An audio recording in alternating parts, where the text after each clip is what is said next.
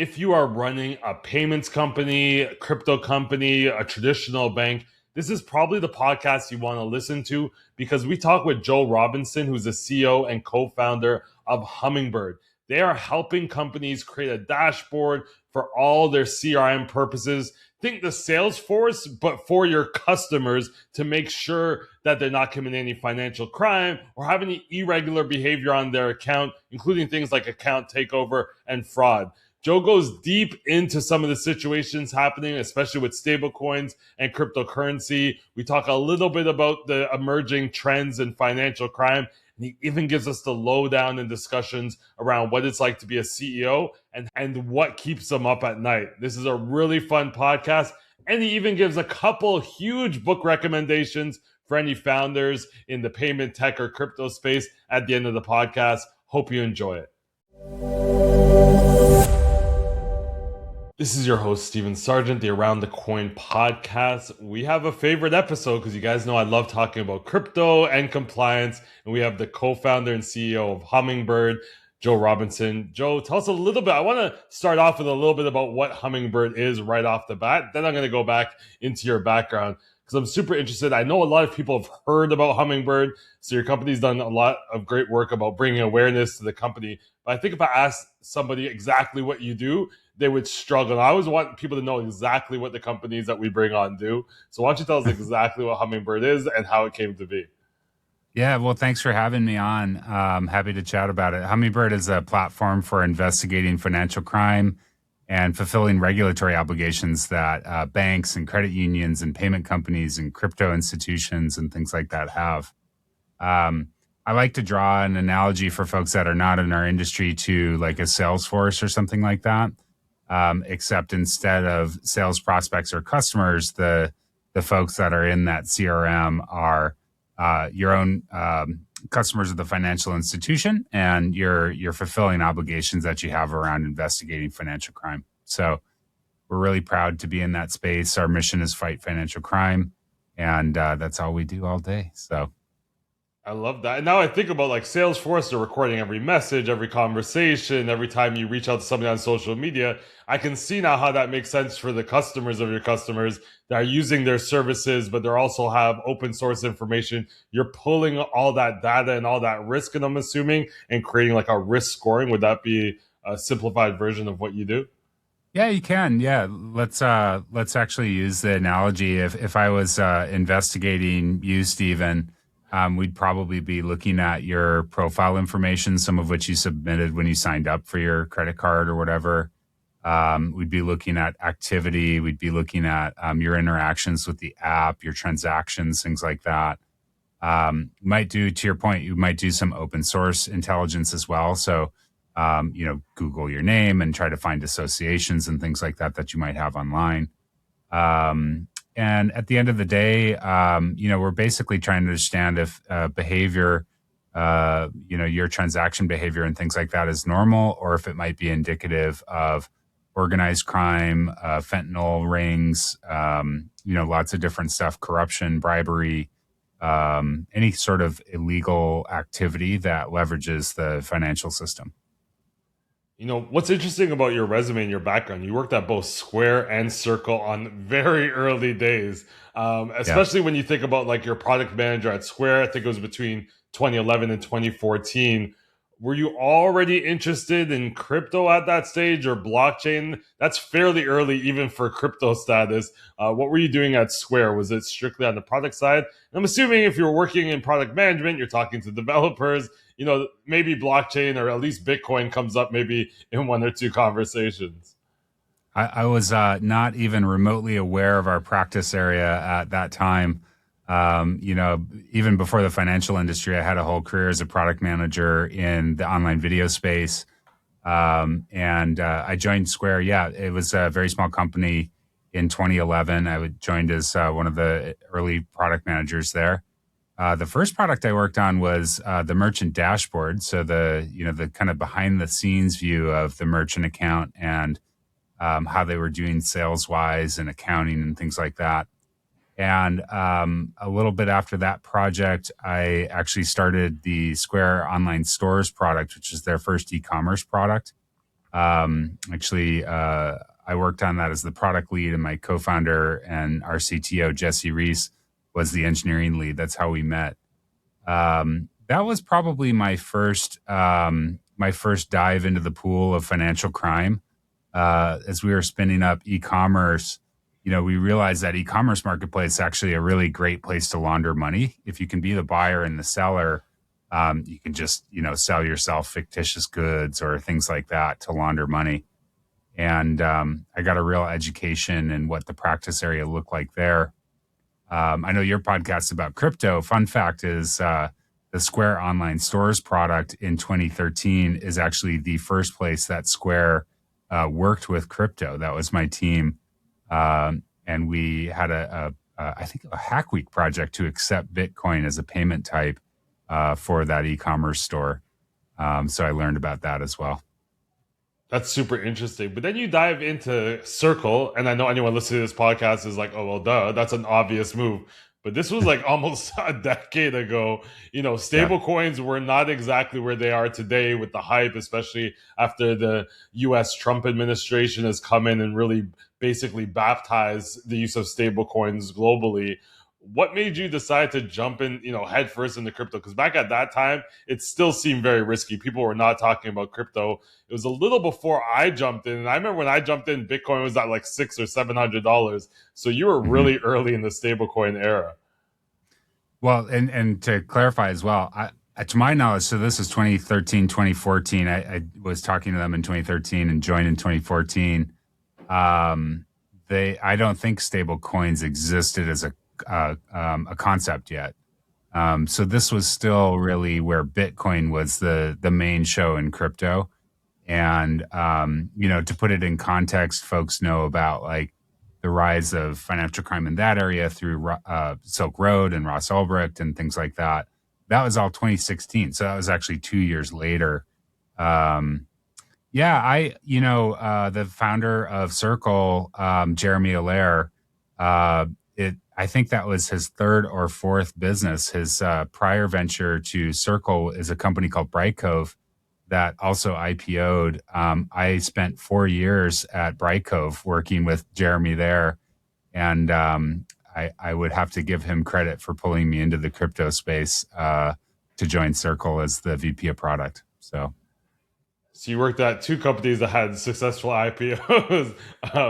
And then you co-founded Hummingbird a short time after leaving, almost like 9 years ago. That's a long time ago. Like, how has Hummingbird evolved from back then until now? As you even said, crypto wasn't, the main part. Stablecoins wasn't the main part of the conversation. What were you working on in the early days, and how did you transition to now, where you're servicing crypto exchanges, fintechs, you name it? Hummingbird is working with them. And some parts of Hummingbird over I think we've been in business for 8 years. Some parts have not changed at all. Our mission is exactly the same. Our value system is exactly the same.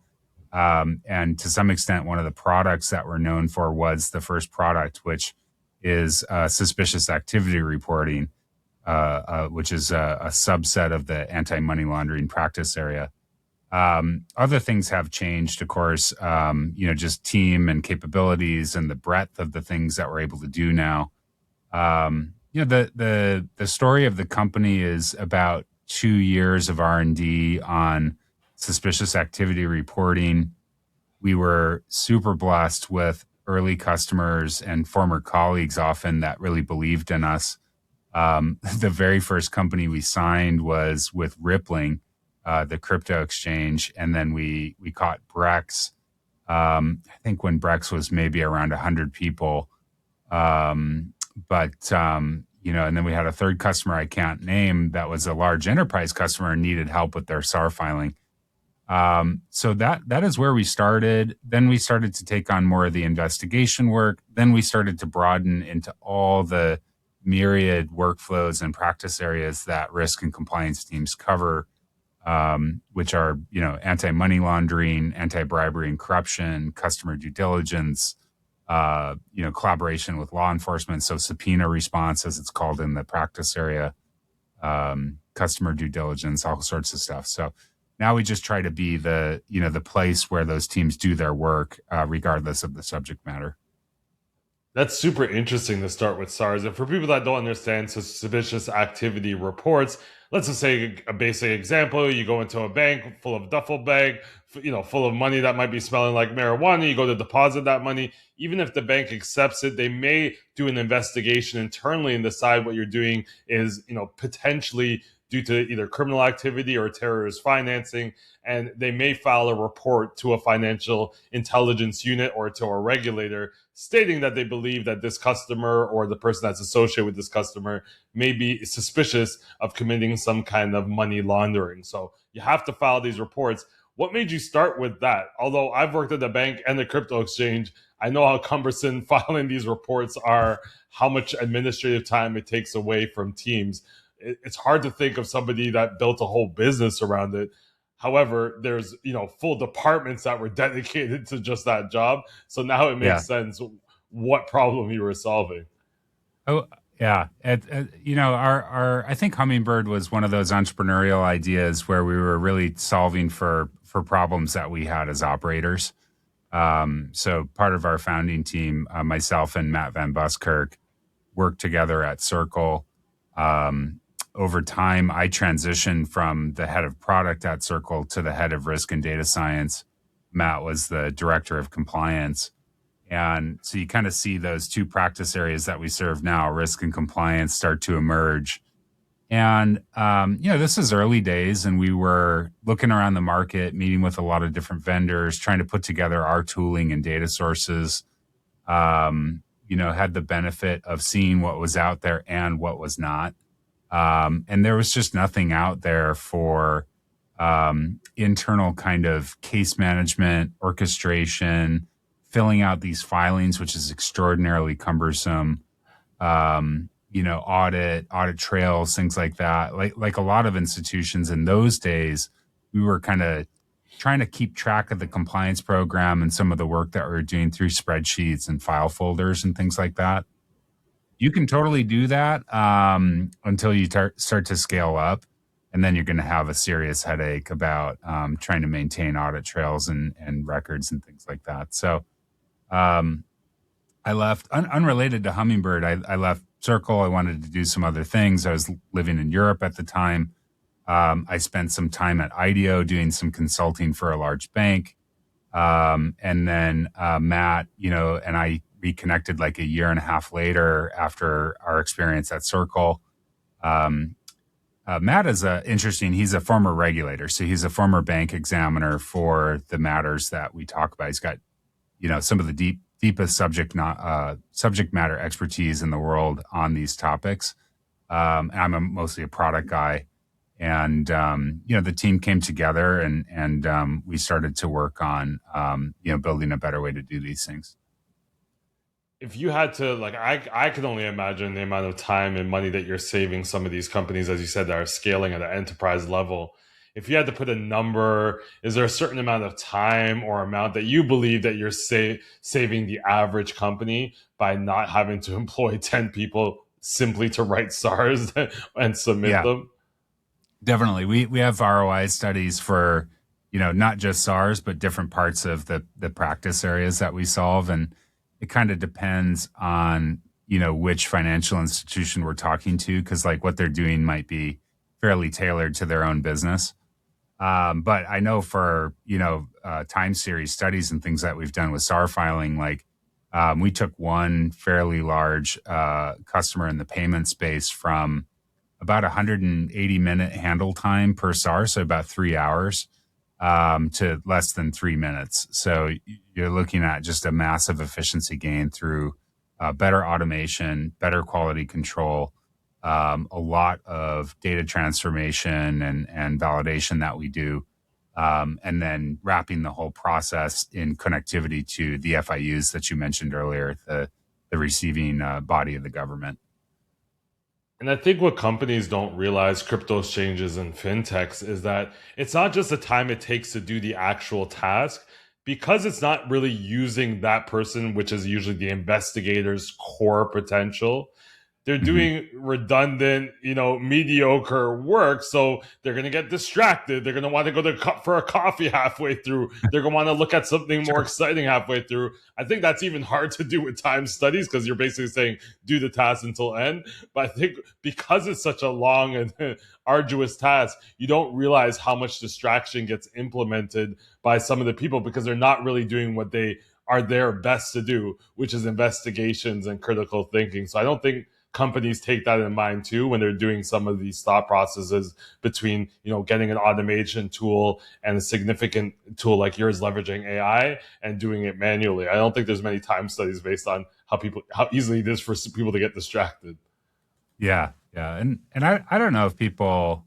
One of the things I've learned about Hummingbird over the years is that if you're outside this industry, you probably don't understand the scale of it.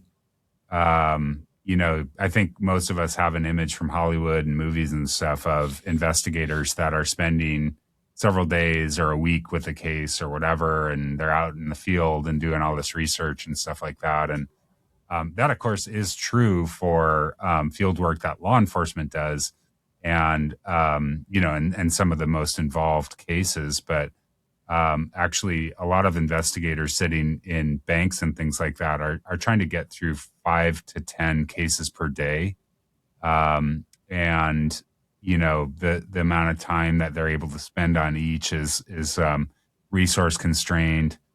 And there might be, at a large bank, you're probably looking at 3 to 5 thousand investigators that are doing this work as well. So it gives you a sense of the magnitude of how big this practice area is.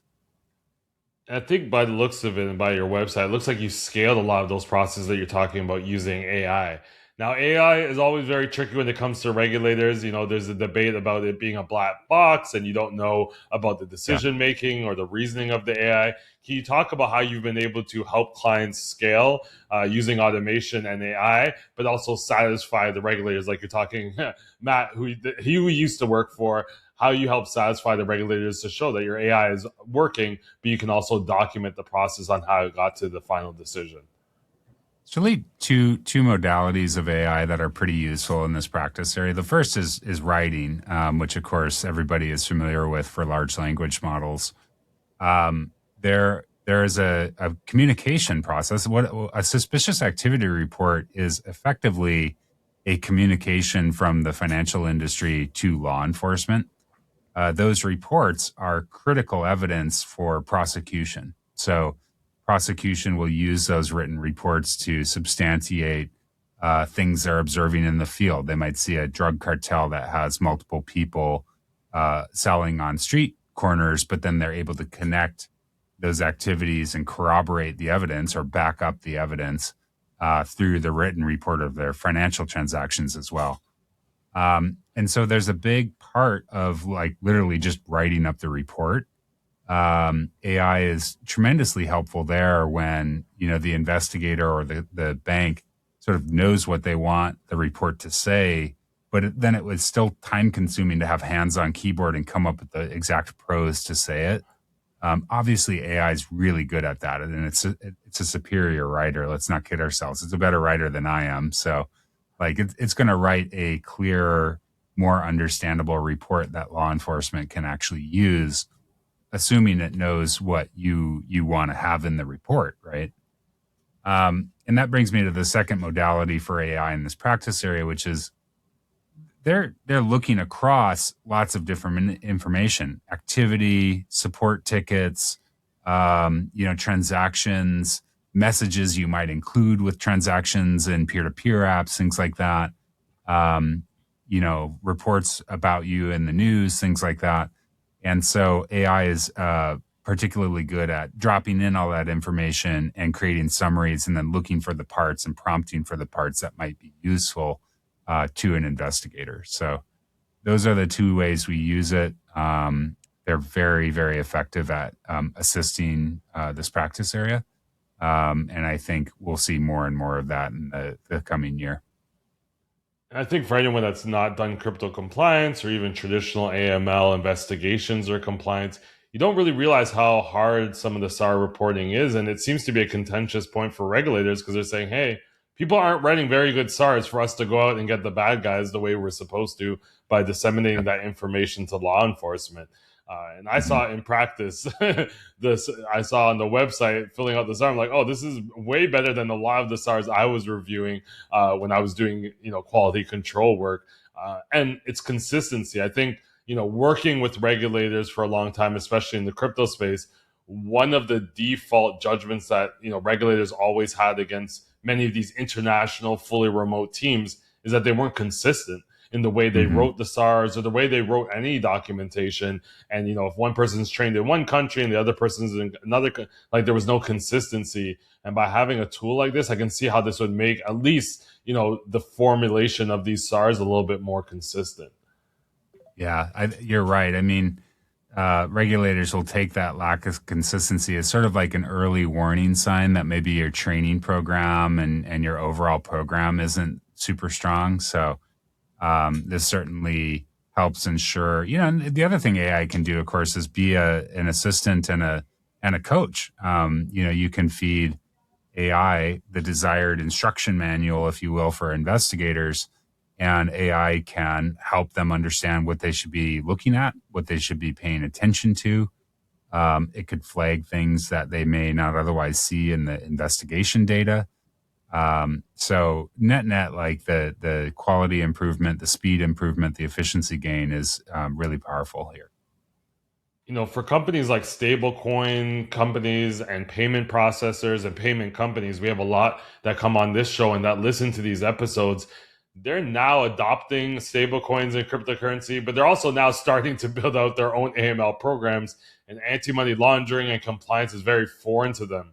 What are some of the biggest benefits that you think your platform will bring to these newcomers that are now starting to file SARs or report on anti-money laundering issues?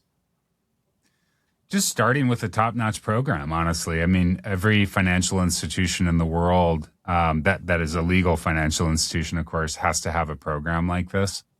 And you want to be sure that A, you're doing a great job, so that B, compliance doesn't get in the way of your business.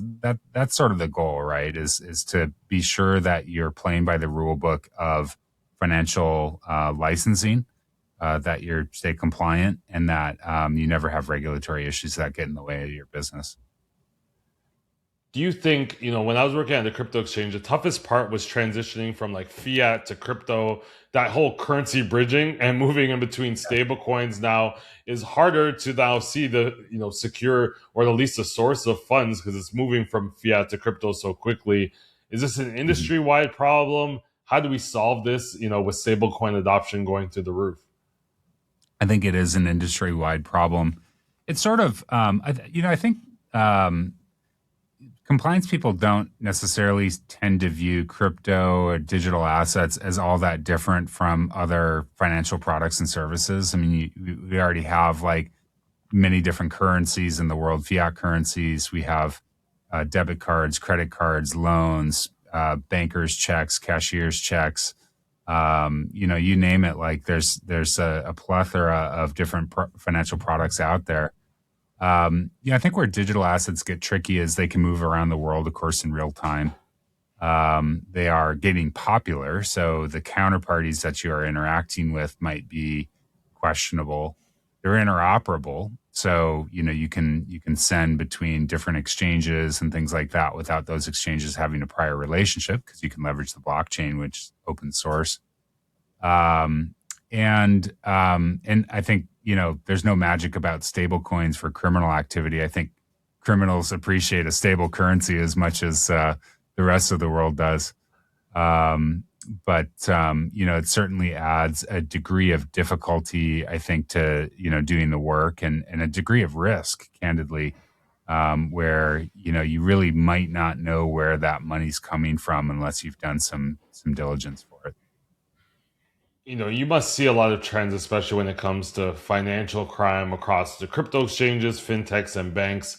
What are Mhm. some of the biggest compliance challenges that we should be looking out for going into 2026? As we're already in 2026, but what are some of the trends that you're seeing that we should be keeping out? And I know fraud is a huge conversation piece Yeah. now.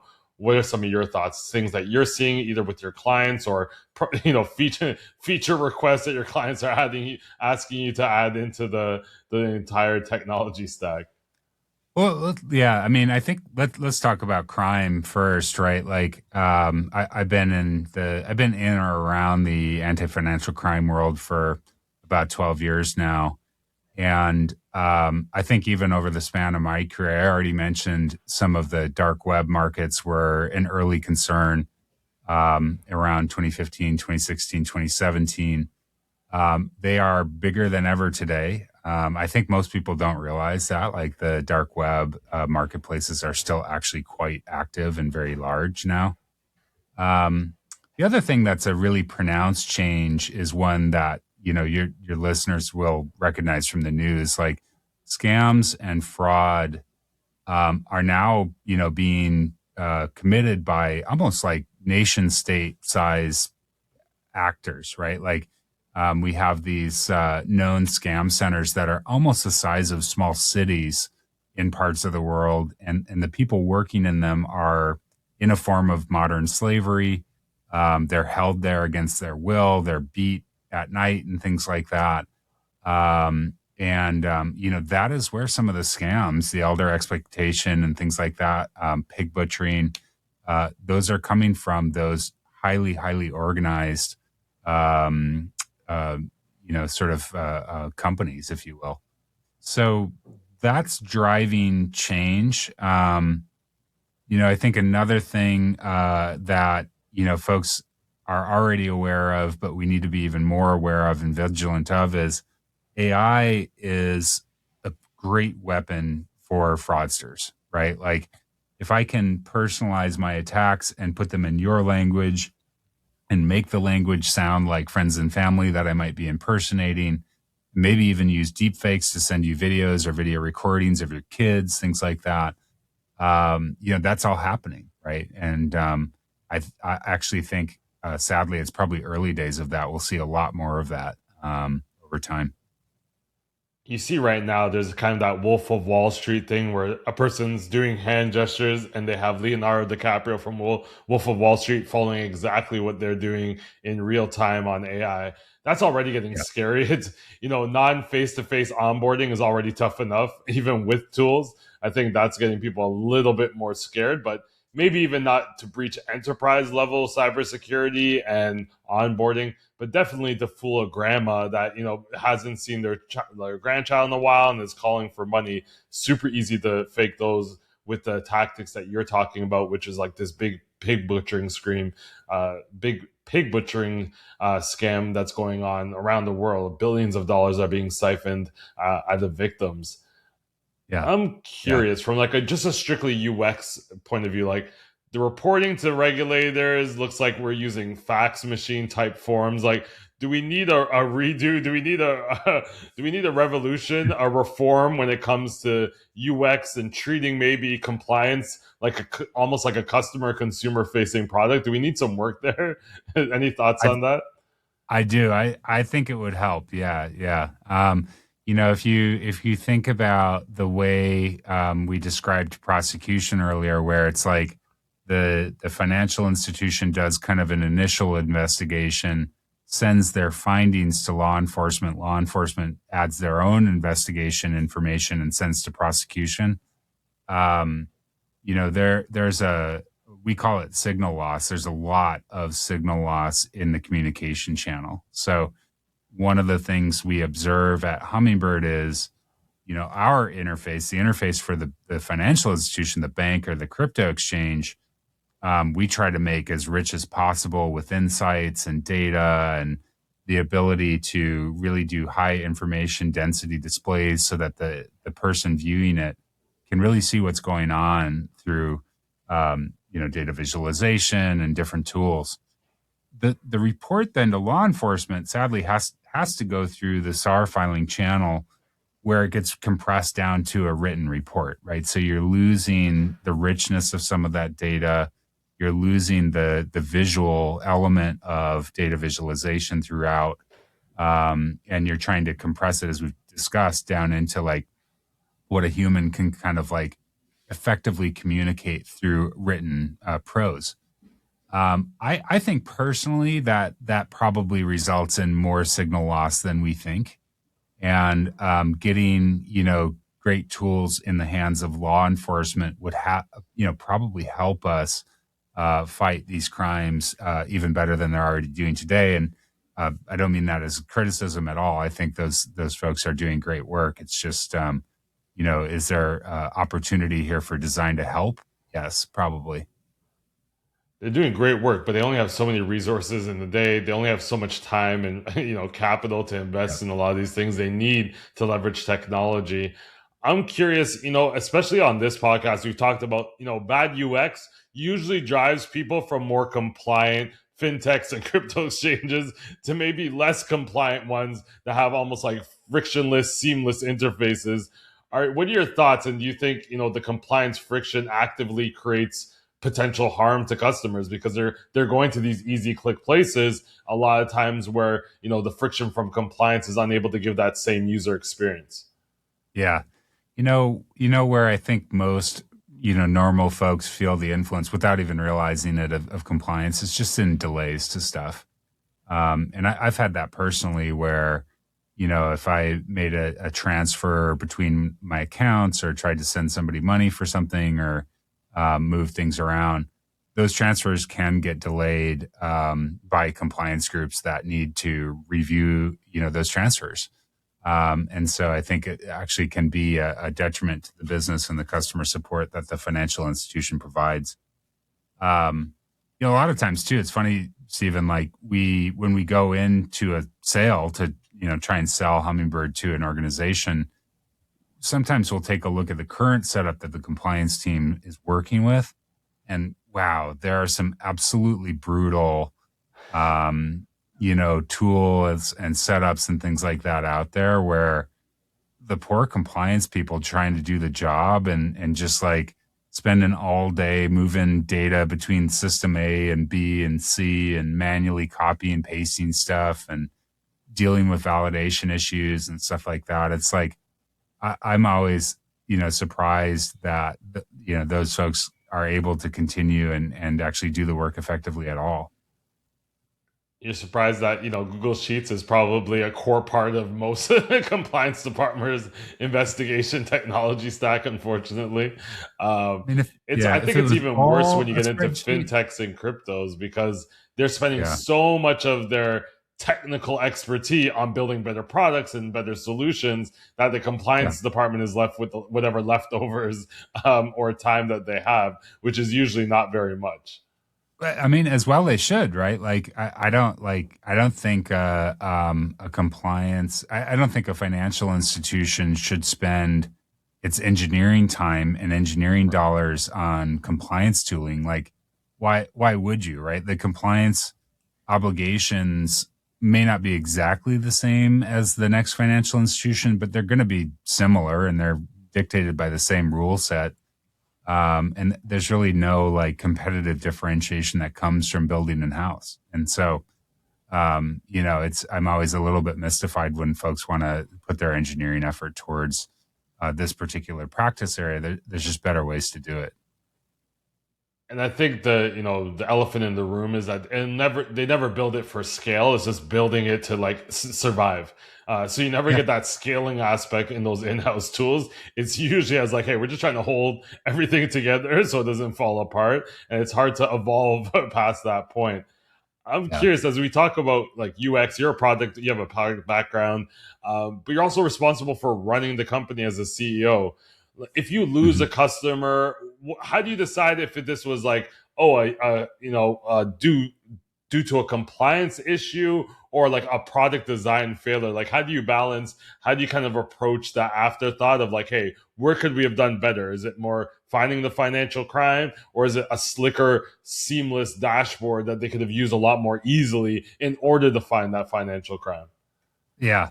Well, I will say up front, we have never lost a customer for a compliance issue. So, just to get that out there and be very clear about that.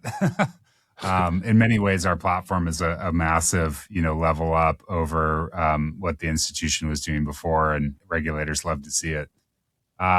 No, but churn happens, right? We lose customers for a couple of reasons. One is the customer's business model changes and they don't require a compliance program, or they pivot, or they go out of business if they're a fintech or a startup or something like that.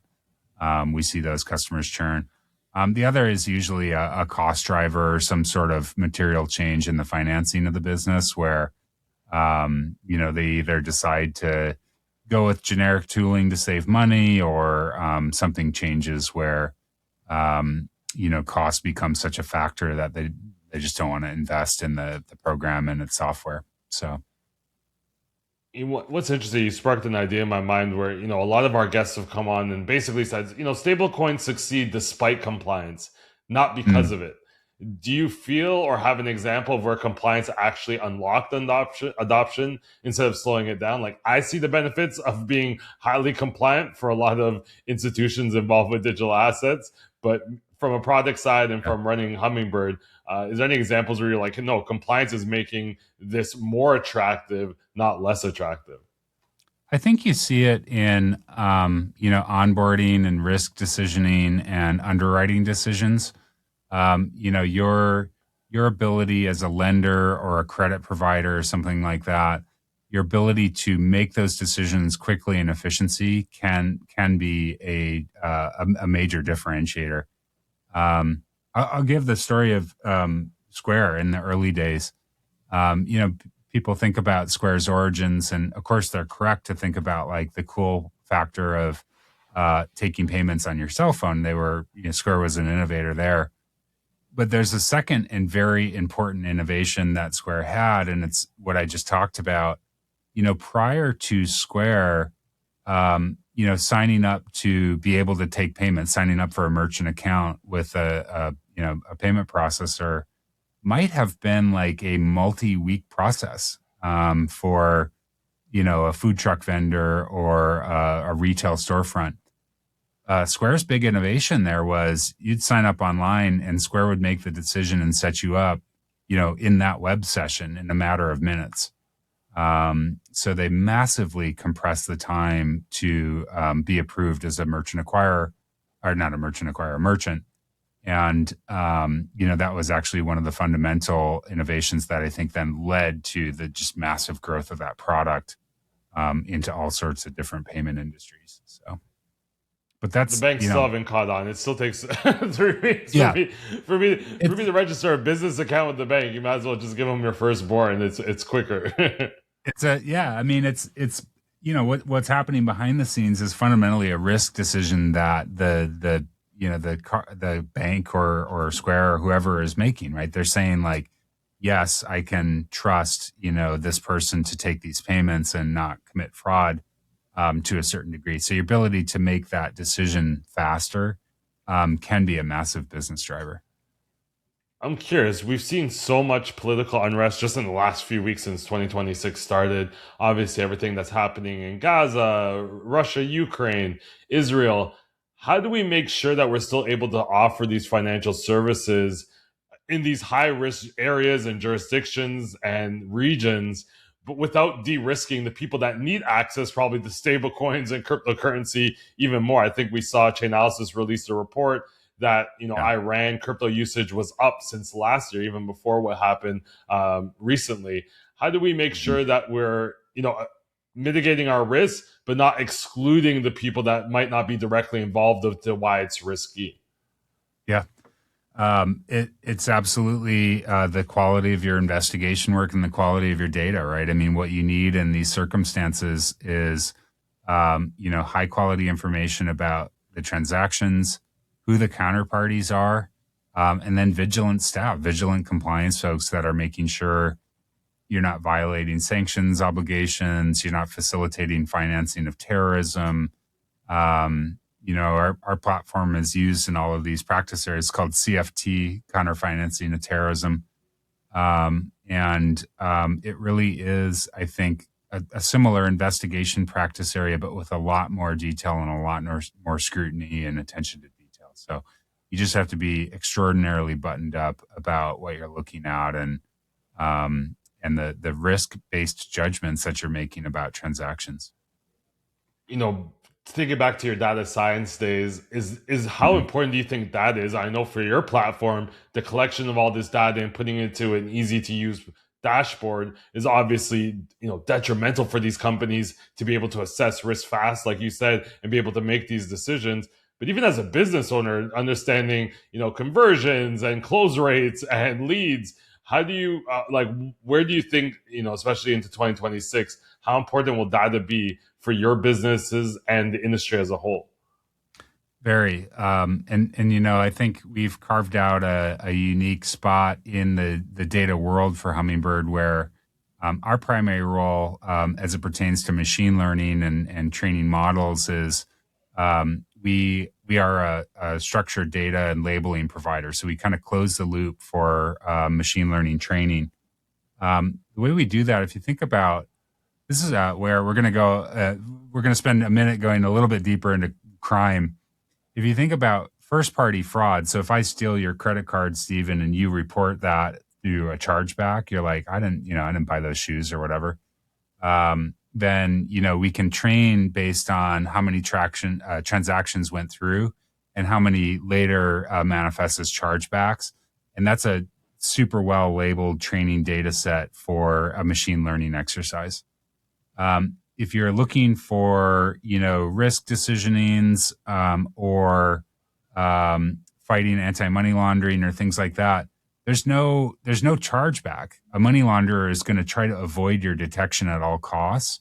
So there's nothing at the end of that to tell you whether or not the transaction was money laundering. And one of the things that the Hummingbird platform does is we create a way to take all of the information that's going into the investigation, gather the insights from the human investigator who is providing some insights in a decision, and create structured and well-labeled training data from that data set, deliver it back to our customers, and they can train their detection algorithms on that information. So that is how I think we get better at fighting some of the more complex crimes and the stuff where, it's not first-party fraud, which is serious, of course, but it's more like large-scale money laundering to hide organized crime or large-scale networks. And is your platform then training on all the SARs they're filing and then giving them even more rich insights? So if I file a SAR on customer A and 6 months later, customer B, I'm looking to file a SAR there, and then I see that there's a counterparty transaction between the two of them, it can like Yeah. pull all that data together to give me a fulsome, more holistic look of my risk. We're more of a data platform, so we're not selling anyone algorithms. Our role in this game is just data, data, data. We're going to give you as much clean, well labeled data as we can. We're going to close the loop. We're going to provide you with the tooling you need to run your algorithms as well. Right. But those algorithms are developed by each financial institution. And really, there's a good reason for that. Like the old way of selling software in our business was to, take a library of like 300 different rules-based algorithms and sell those to financial institutions. Guess what? Like, doesn't actually catch that much crime, right? Those rules are pretty basic. They don't actually handle much. Um, the modern and advanced companies that we work with, they're developing their own algorithms that are very tailored to their own business. They're much more aware of the unique risks that they have, and they're much better at detecting stuff and blocking it. That makes a lot of sense. I was reading your LinkedIn. You made a post about cybersecurity keeping you up at night. Funny enough, Yeah, when I worked at the bank almost 10 years ago, the president of the bank said the exact same thing. Why do you yeah. think we haven't solved for this nightmare of breaches, hacks, and other cybersecurity exploits by now? It's been decades now, and we're still scared, sleepless about this scenario. What do you think the big gap is that we haven't been able to solve for this?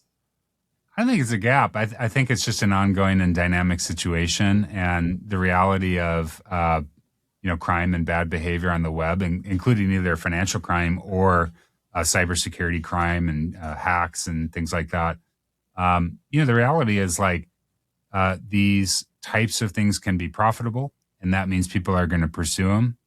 And people pursue them. The people pursuing them are smart and creative, and they use the latest technologies.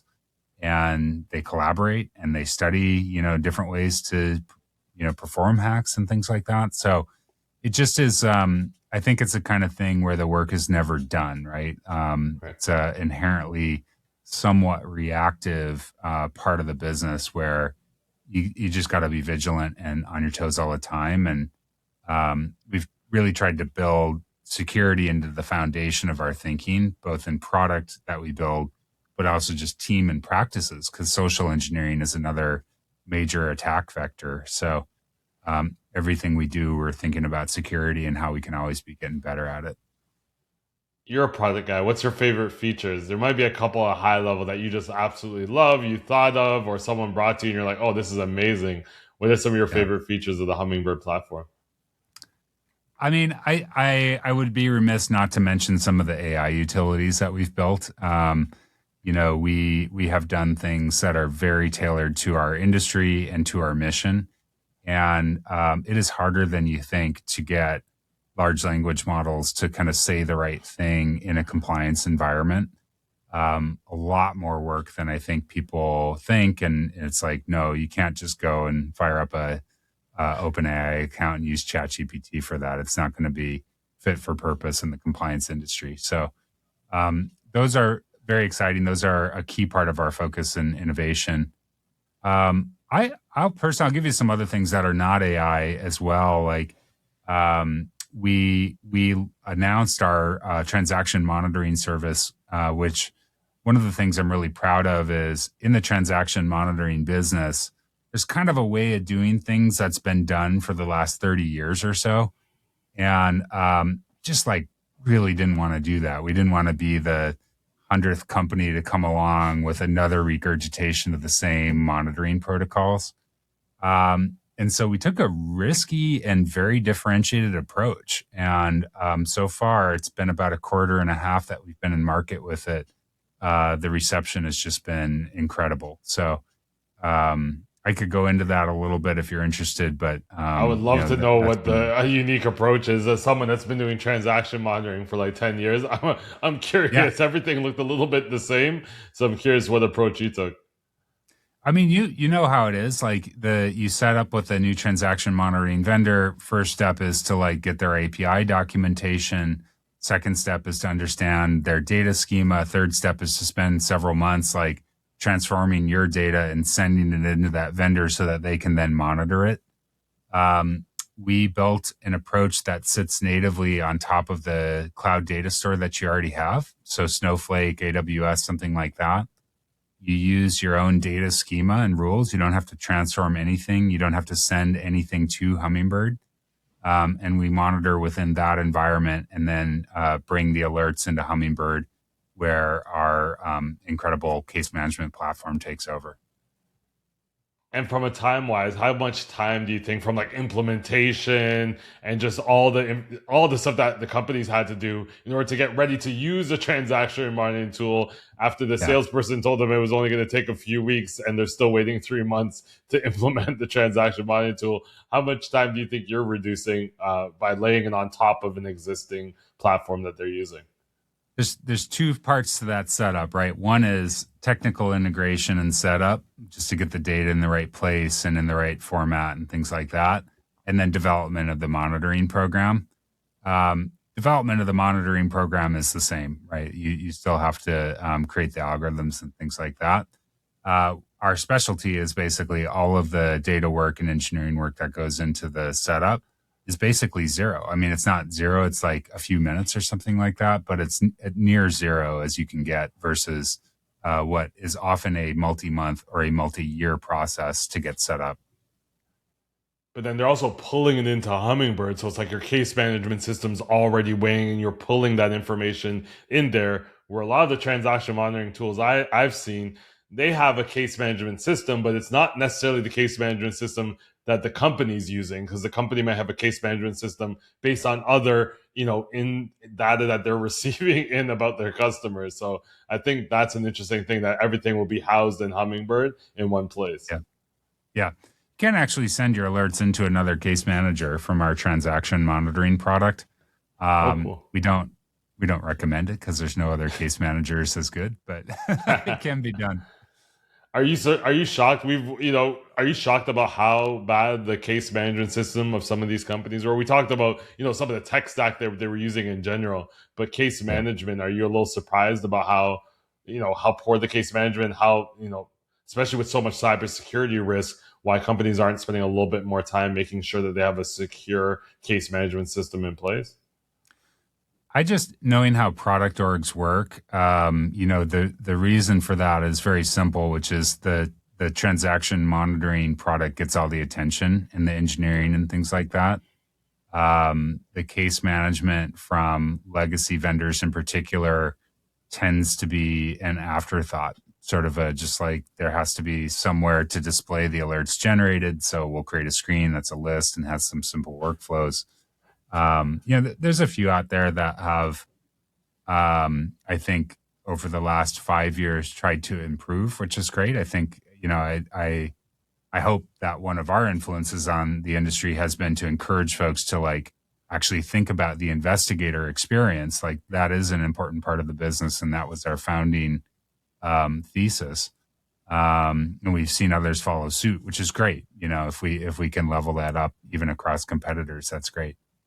You know, But yeah, there's a lot of stuff that's just very manual and very basic. So rumor has it, speaking about UX and making and upscaling, what case management looks like. Rumor has it you spent a yeah. lot of time on the company logo and the UX design of the dashboard.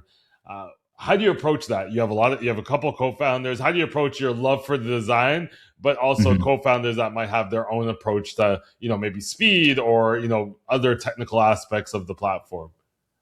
We've always been unified about that. So I've got three other co-founders. Matt, who I mentioned, is a former regulator, so he's kind of our subject matter expert co-founder.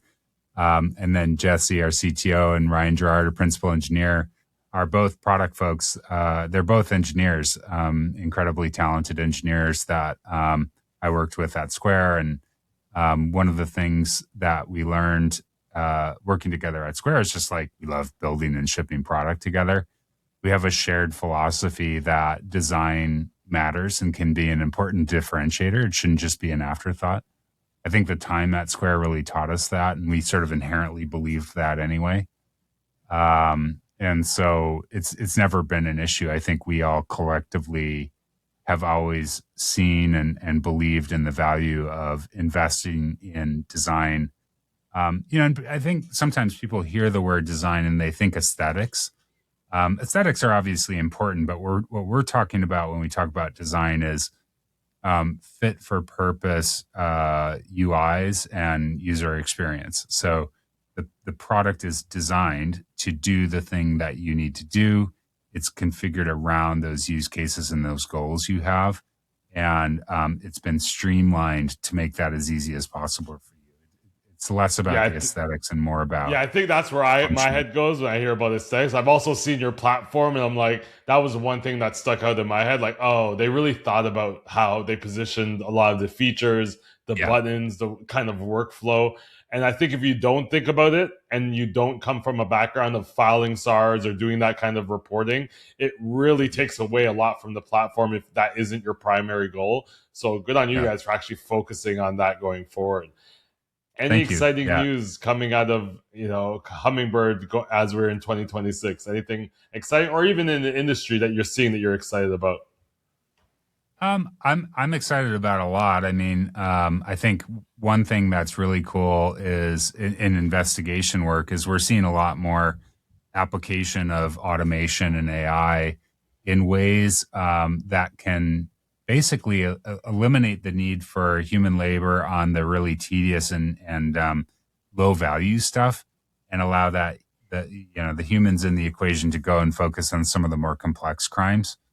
Um, the pity about the industry that happens today is kind of like some of the more complex stuff probably doesn't get the investigation attention it needs because the org is being forced to just move through procedural work to comply with compliance. And so there's some sort of perverse incentive to like do the minimum possible to check the box in compliance versus like really pay attention to complex investigations. And our customers love that they can kind of shift that a little bit and automate, the stuff that would have been just low value work and refocus on stuff that actually matters. Um, so that's really exciting. I'm excited too. I've been in or around the crypto space for a long time now, almost 12 years. And I think finally seeing some federal acceptance of crypto and the ability to have regulations that keep the ecosystem safe and consistent and allow the big banks to kind of dive in, but also like contribute safeguard measures and diligence and things like that. I think that levels up the overall safety and the overall crime fighting potential of the whole ecosystem. So I'm bullish about that effect as well. I love it. Have you guys ever thought about the other side of the table? Like, you're creating something that gives investigators an opportunity to not have to focus so much on writing quality SARs and STRs. How about the regulators that are receiving it? Is there any way that you can help synthesize that on the other end, where they're able now to compile all that data and figure out what's more urgent, which SAR is more related to what's happening in the world? Because I think that's the downfalls. We're filing all the SARs, we're making good quality, but they don't have enough time on the other end of the resources to kind of compile it and make sure to trigger what's most important. Any thoughts about helping the regulators on the other side with the data? Yeah. Regulators and law enforcement. Yeah, Yeah. absolutely. I think that's probably a future market for us. It's one that I'm excited about. There's a lot of help needed over there and a lot of good work happening that we could assist with. So. Like, I can picture it with your filing, like with your platform, almost like real time SARS getting into law enforcement hands. That's probably the utopia where investigators can actually see the fruits of their work be actioned right away, or at least within months versus maybe decades. As a CEO, I think you invest in companies on the side as well. You were early on in Mhm. Circle and some other companies that IPO'd. I know Mhm. we talked earlier before we recorded about spending some time doing what you love doing, which is music. What are some Mhm. other ways maybe you step away from your job to make sure you're fresh and relaxed and concerning some of your energy for things that you love to do? Love music. I'm actually recording this in a podcast studio at this co-working space I found with a music studio kind of built into it, which is really cool. I love food and restaurants and things like that. I'm super into fitness and working out, and I love to go rucking. Have you ever heard of that? It's like you put on a heavy backpack and go walk around. Those are What some of I my would tell hobbies. people is heavy. My wife got one that's 12 pounds. I'm like, oh, 12 pounds. Like, I almost died the first time. I think people don't Yeah, realize, like, how I'm like, yeah, I'll probably take a 50-pound pack. I don't think people yeah. realize how heavy things are. Even when you lose Hmm. maybe 50 pounds, you're like, oh, it should be easy just to throw 50 pounds on my back. It's not as easy as it looks, I have to say. Maybe I'm just No, soft. it's a great exercise. I love it. I used to be a jogger, which jogging is cool, but I found it was kind of a little hard on the joints, and I now go like hiking and go rucking with this weighted backpack on, and I've been doing that for about 2 years now regularly, and I just love it. So. What's the weight you're carrying around so I have something to aspire to? Well, you do. I will say, like you're exactly correct. It's best if folks start low and kind of work up, because it is a different thing on your shoulders and your back. I'm doing about 45 pounds now.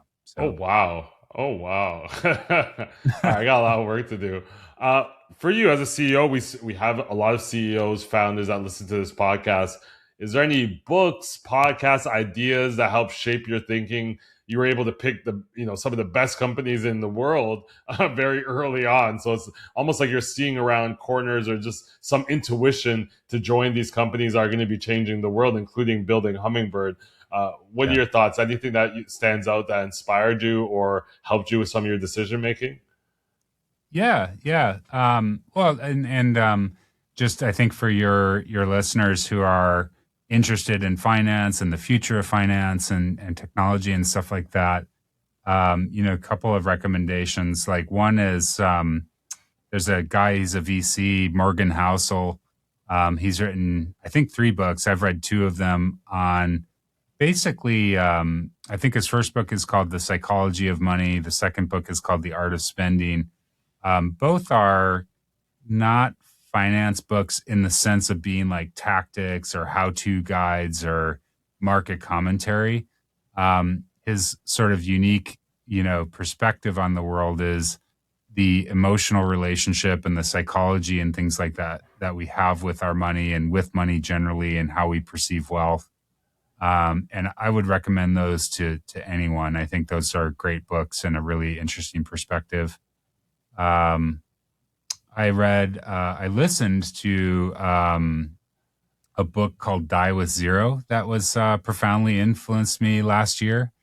It's the idea that you should go. I'm personally, I'm biased towards like I don't like to spend money. I tend to like kind of try to save as much as possible and don't love to spend on things and You have to agonize over reread the other books a couple times to get to yeah. maybe. And Die with Zero was, I think, around some concepts that originate in Buddhism, and it's like the trying to experience the joy of giving and of using your resources to improve your circumstances and those of your loved ones and things like that. And it was a new perspective for me and one that I was like, it was super thought provoking. And then podcasts, this podcast, of course, is great. We try. I love the Waking Up app, which is a meditation app done by Sam Harris, and it features a lot of podcasts actually on neuroscience, psychology, meditation. And that just, in my opinion, is one of the best resources out there for that kind of thing. So if you're into that, that's another good one. I love it. And it's funny, I was just listening to the My First Million podcast the last few weeks, and they mentioned both those books as they have, some of the most successful founders. So it seems like, your successful CEOs have a little book club going around that nobody else knows about, where you guys you guys have a little book list that you have. They're not tactical books in any stretch of the imagination, but I thought it was a really fresh look at like our cultural obsession with money and wealth and where that's good and where it's bad and that kind of thing. That's amazing. Joe, where's the best place people can find? We'll definitely link Hummingbird and tell people to check out the demo because it is pretty cool. If you work in the crypto payment space, fintech space, you definitely have compliance requirements, and this is probably going to be the one that you see the most value, in my opinion, as an investigator. Spending 35-40% of your time doing the procedural work that you say, the low value work, isn't the best, for any of these companies. So where's the best place people can find more of your thoughts? Is it LinkedIn? I know they got rid of crypto Twitter. I think they're in the midst of getting rid of crypto Twitter. So I'm not sure if you're salvaging your last few weeks there. I have almost fully extracted myself from social media. I do not have any social media on my phone or anything, but I do post on LinkedIn mainly to share updates about Hummingbird. So that is the best place, or just hummingbird.co, our website. I appreciate it. Joe Robinson, thank you so much for joining us today. Thanks so much. This was fun.